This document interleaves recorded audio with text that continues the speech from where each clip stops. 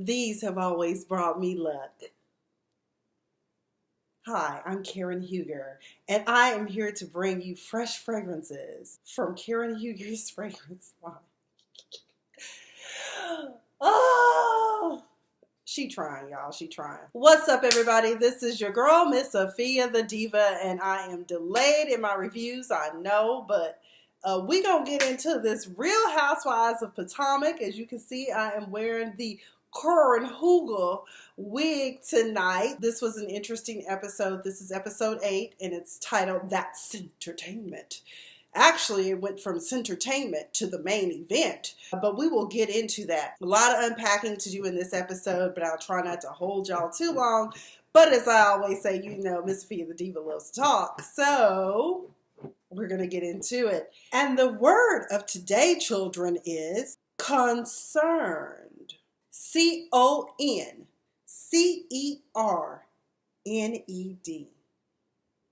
Concerned. Apparently, that is the word for Monique and her drinking problem. It is the last night in Nemacolin, and the ladies are having a great time after some more rehashing of trying to figure out, does Karen and Ray have some sort of arrangement? Because her and Mr. Blue Eyes, her driver, tends to spend a lot of time together. And Charisse just can't hold water and decides to share that drunk Karen Huger brought up the fact that Ray had asked her for a divorce. Now, everybody's like, what? So this is Karen. Oh, let me dig up a lie. Let me roll my eyes back here and come up with a lie. Oh, that was a long time ago. Everybody's like, but you made it sound like it was more recent.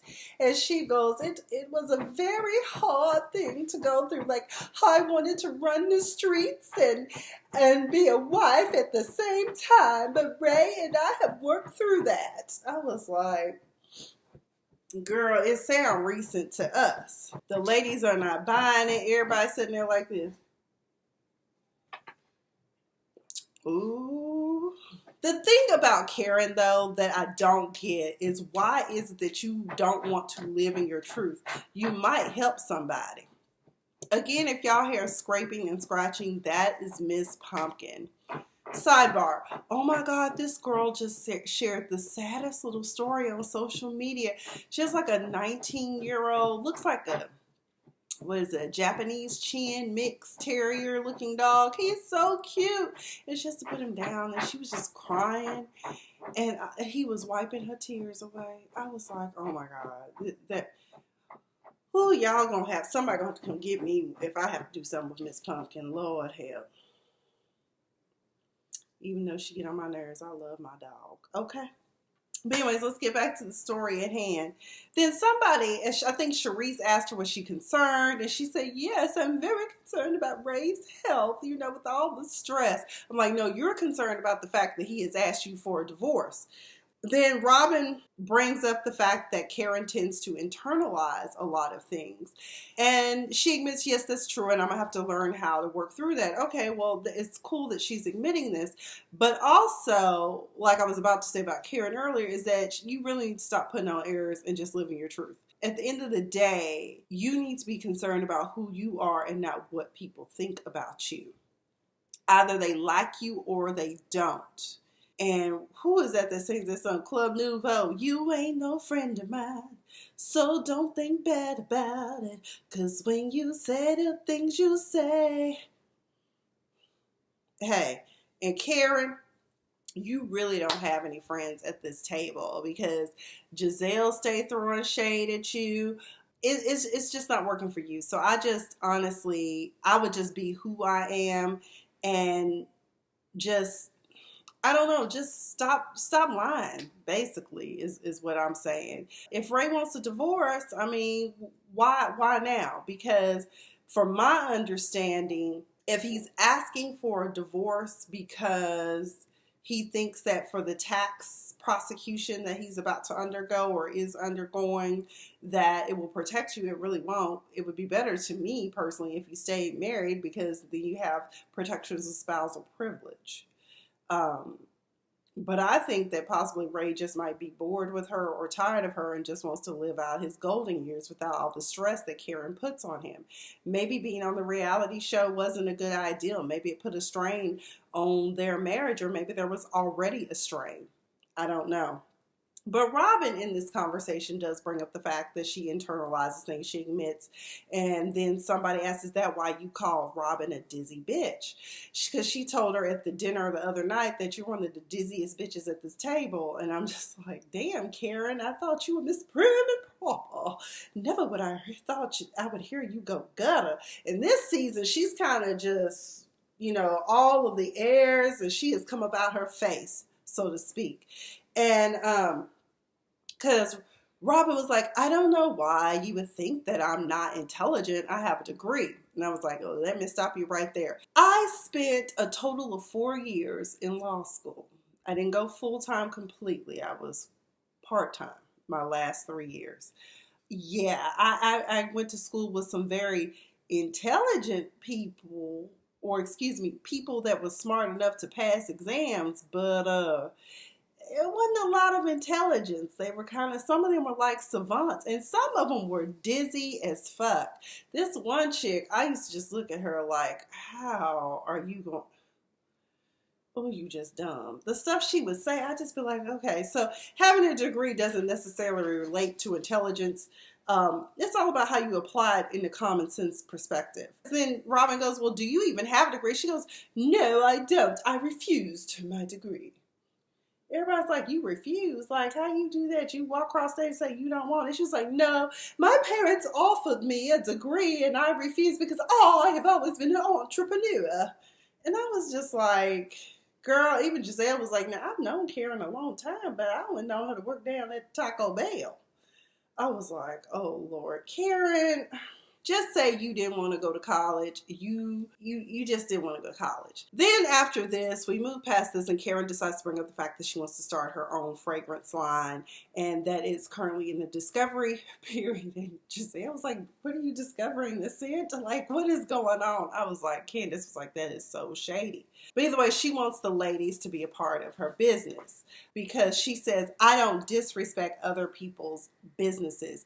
And it was funny that she even made that statement as we watched the episode unfold, because it was kind of a foretelling of what is to come about the amount of disrespect that these ladies gave her fragrance testing or scent checking that she was doing. And that's why I said Monique made a legit statement when she said that she likes the fact that Karen plays it close to the vest, because these ladies cannot be trusted. They're just not friends. And, Monique is in her feelings because she feels like Ashley has betrayed her.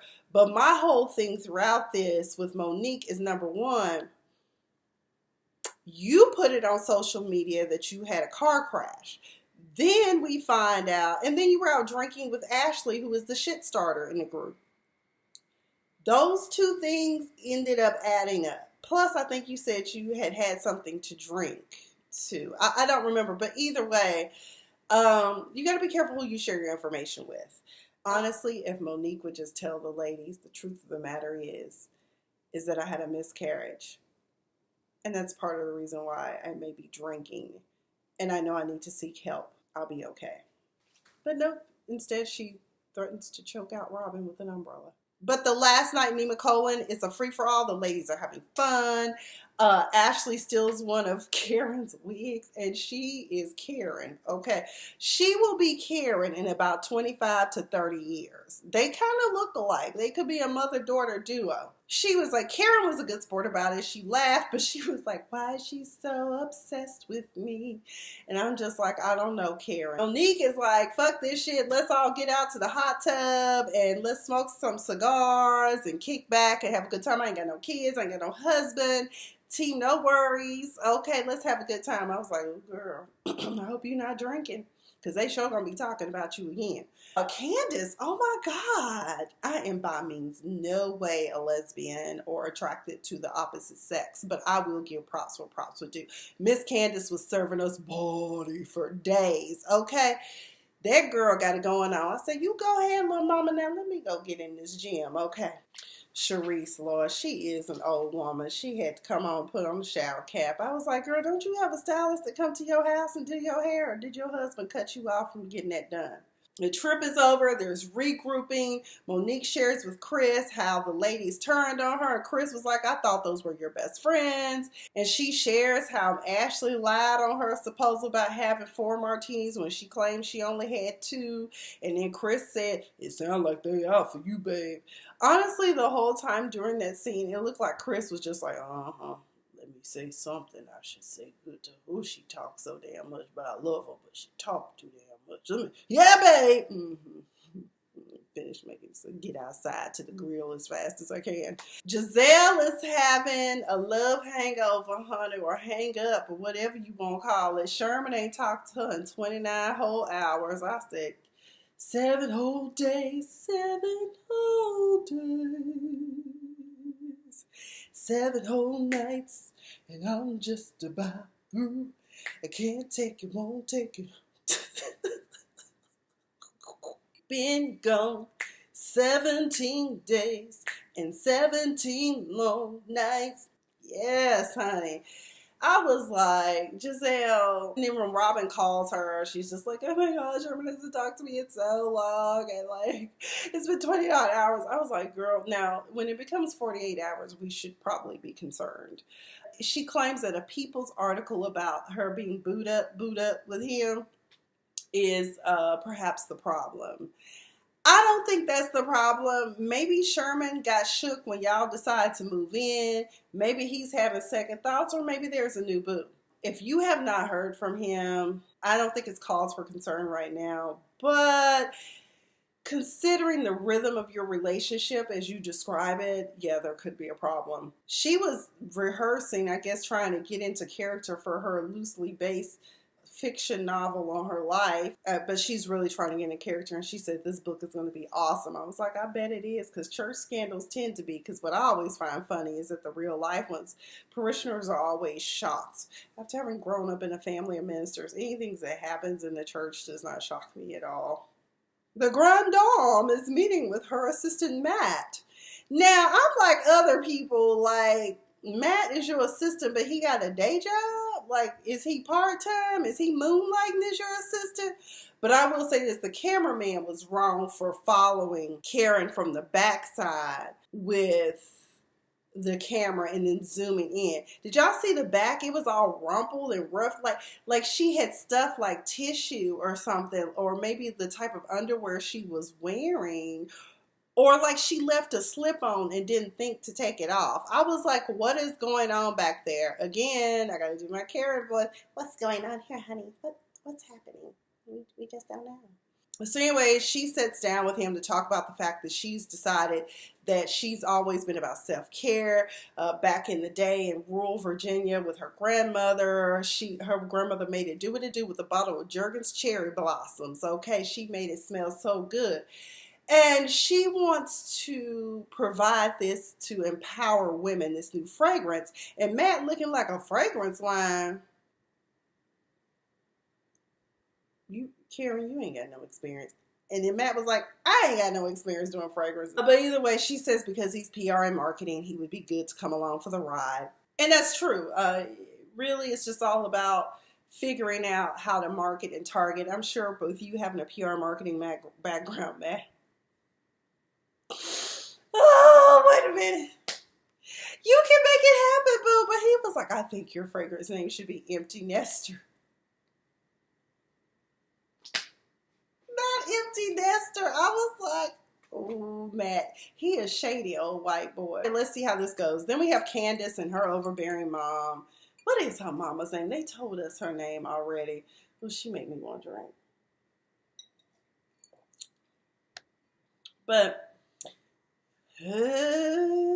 I'm going to call her Gertrude because she strikes me as a Gertrude, but that's not her real name. Candace is still in the process of planning her wedding to Chris. She didn't want a wedding at a hotel, but the wedding planner thinks this might be a good idea for her. Her mom told her to stop fussing with her hair. I was like, no, mama, she needs to fuss with that hair and figure out what to do with it, because some of us are questioning the quality of these bundles that you've invested in that her and her sister's supposed to be selling. Okay, we are concerned.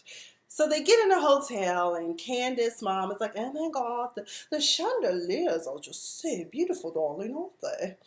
And Candace is like, but I love the staircase. I love the chandeliers. And I'm just like, it is not a debate. It's not a debate. They get in the ballroom.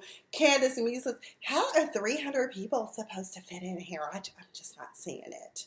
And I was like, girl. And then her mama said, I think the wedding planner said it was 250. I was like, 250 and 300. Trust me, those extra 50 people you trying to count in, that makes a big difference. So she said something about she wants all this extravagance. And her mom is like, well, you know, I'm kicking in $100,000, and her dad is kicking in $20,000. And I'm like, girl, boo, $120,000 for a wedding? And then you sitting over here crying about you and your fiance both come from broken homes, and he come from a couple of broken marriages.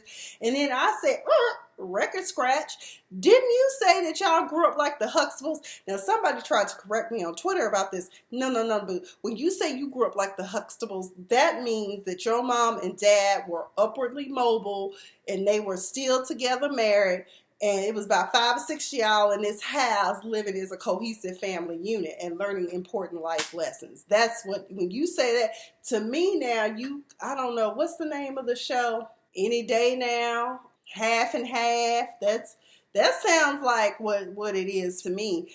But there's a point of contention with her mother. It is very apparent that her mother has not gotten over a relationship that was over 30 years ago. And probably even before that with Candace's father.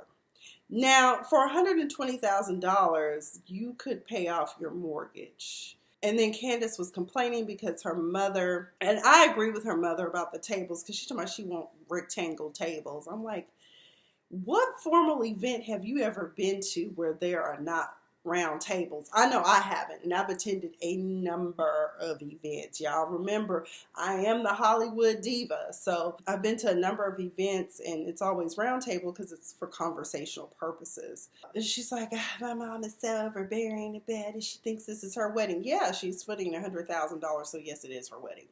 If you don't want it to be her wedding, don't make your mama shell out that amount of money. As a matter of fact, I think you should have her gifted to you as a stock portfolio. Do you know how many shares of Amazon and Google you could buy with that? Some Netflix, some oil and gas companies. I'm just saying, don't buy Pandora stock, though. I can tell you that right now. Yeah, but the mom was like, well, you need to call your dad and ask him for more money. But you know how he did me and how he left you as a baby. I don't like that. I don't like that at all. He did not leave his child. He left you because you were doing something that got on his damn nerves, and I can see why. And that is why he didn't leave Candace. Like Candace said, he was still actively in my life, but y'all just weren't together anymore. So Candace's mom is a therapist. I want to know what kind of therapist, because it surely can't be, what is it, marriage, MFT, marriage and family therapist, because you still have unresolved issues. I mean, you need to get like Ilyana and do the work for yourself, girl. It is a new day, okay? He didn't leave Candace. He left you. And that's why Candace is crying. Because, every time this comes up, she just always gets so upset about her dad, and I can't make her see it, so I'm just going to let it be. I'm just like, you should let it go and stop bringing that shit up. One of the things I can't stand is these toxic ass mothers who take their frustrations out over a failed relationship on their child. The child didn't ask to be here, okay? They just a product of your lust or your once upon love. But either way, this wedding that Candace wants is worth $250,000. So she gonna have to ask her dad, can he chuck up more money? Because her mom is like the absolute stopgate is $100,000. Another mother-daughter duo that are having issues are Ashley and her mother Sheila. It's her mom's last day in the house. Ashley goes to make sure everything is okay. She informs Ashley that her freeloading boyfriend helped move all the heavy stuff out. But there was some things that she said that made me say, Ashley, it's time to walk away. I have not been feeling like myself. And I was like, Sheila, girl, what's wrong? Oh my God, it's my family. They're a hindrance. Your family has always been seen as a hindrance to you, Sheila. You abandoned, dear Ashley, you abandoned your kids for men. Yet and still, your daughter loves you despite your shortcomings. And you just got your hand out on every turn. Can I get $500? Can I get $1,000? And Ashley shares with us that, you know, Michael has given her thousands of dollars. He's given her thousands of dollars for her family. And he's fed up. And her mom was like, he is so disrespectful. It's not like I'm out here doing unsavory things and immoral things. I'm not prostituting. I'm not on drugs. I'm like, girl, the jury's still out about the drug issue, okay? But he ain't even called me back. And that is so disrespectful. It's not about his money. It's about the family connection. I was like, who is Sheila? Like, this whole demeanor just didn't change. I'm like, who you, girl? Who you? So, Ashley is very upset, and she should be. And that's when she says she's just tired of seeing her mother having the life force sucked out of her by this man that she's supposedly in love with, who's only using her. And she says, if Michael and I break up, I can barely afford to take care of myself, so you need to get some act right if you still want to be on this money train, okay? But Ashley's mother is not here for it. The whole point of getting the house was for you and her sister. But I just, at that point, as soon as my mom would have told me the family is a hindrance, that's when I would have been like, you know what? I gotta go. I ain't got time for this, mama. There's no way. I can't do you. Not anymore. We won't do this anymore, mother. She keeps talking about how change can't happen overnight. No, it's easy. Look, buddy, you're not contributing to the household, so you got to go.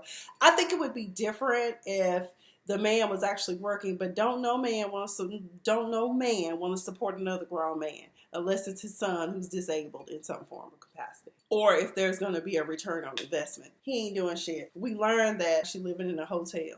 But let's get on to the main event because this video has now gone on longer than what I wanted to get through these issues.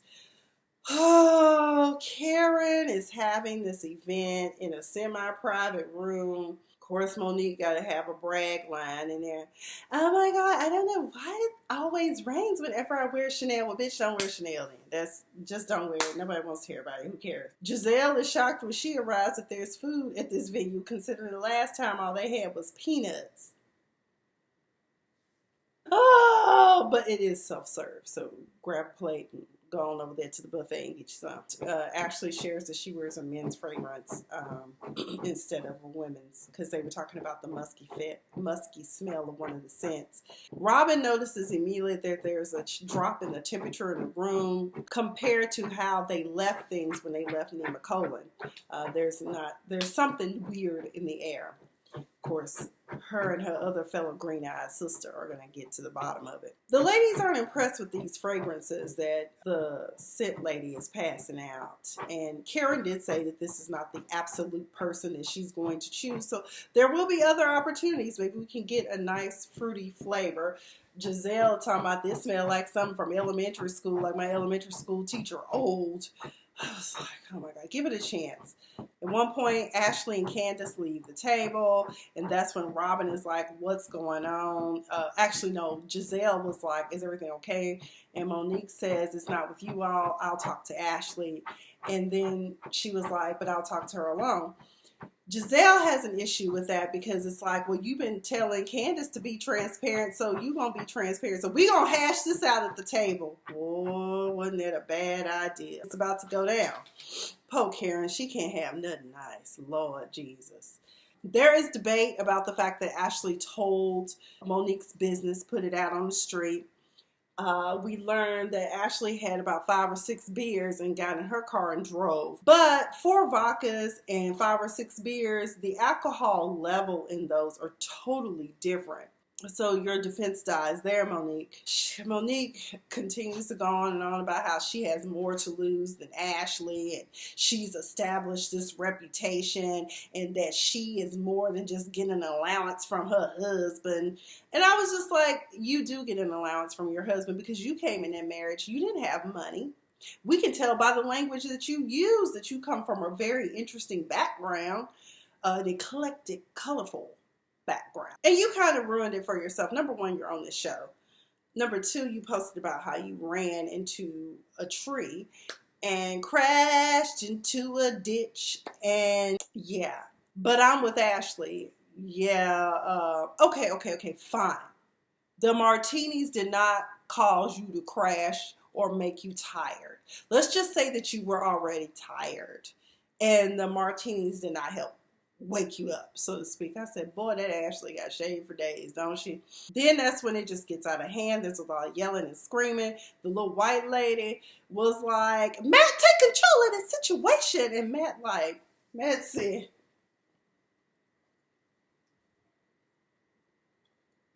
he said, right back on down and start sipping at that shit. He's like, this is not my fight. The battle is not mine. It's the Lord's. Amen. And then Karen was like, ladies, we are not going to do this. And then she was like, you know what? Fuck this shit. Security.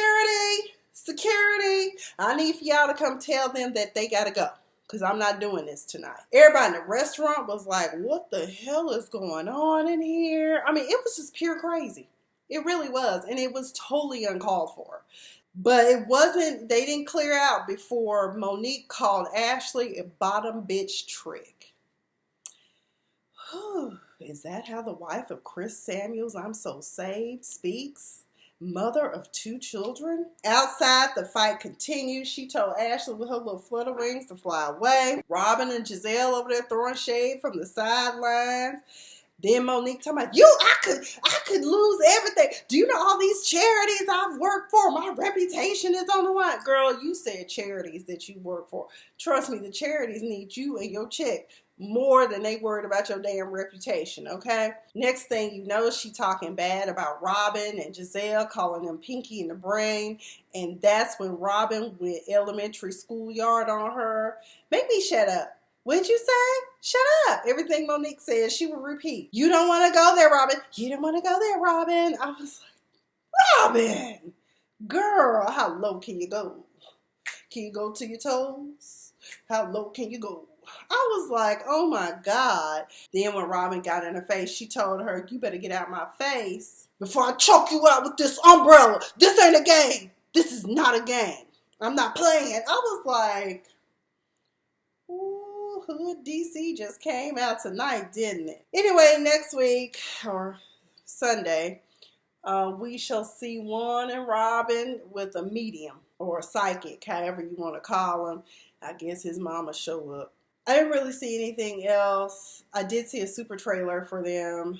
Apparently, Sherman's ex-wife comes onto the scene. Karen's husband wants some other woman. It just gets really ugly. It looks like they end up going on a super vacation to France. I said, oh, they done upgraded them this season. They went to Europe. But I think that's it. That's all I've got. Subscribe to this channel. Help a diva out. And I will see y'all soon. Probably tomorrow. I'll probably try to get these videos churned out tomorrow. But that's all I've got. Again, I apologize for it being long, but thank you guys for riding with the diva. You've been all that.